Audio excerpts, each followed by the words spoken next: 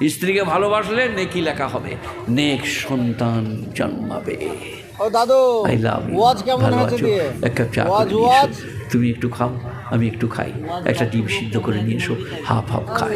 নেক সন্তান জন্মাবে, ঘরটা জান্নাত হয়ে যাবে। আমাদের মেয়েরা সাজে না তা লয়, চিক পিক পাক পুক, তা কটায় বাড়ি এসেছেন? গাল পালিশ, ঠোঁট কটায়? পালিশ, লাক পালিশ দিয়ে কোথায় ঘুরে বেড়াচ্ছে? বোলপুরের মেলায়। তাই? ফেরেশতারা বললে ধর ধর, লিখে লেখে, ওর নামটা লিখে রাখো। তারপরে চলে গিয়েছে খালা। ফেরেশতারা কবরে বললে স্ট্যান্ড আপ, দাঁড়াও। বলে আমি কিছু করি না, আমি নামাজ রোজা স্বামী ভক্তি। বলে এই গাল পালিশ ঠোঁট পালিশ লাগিয়ে কোথা গেলে? বলে হ্যাঁ একদিন হয়ে গেল গো, বোলপুর মেলা গেলাম।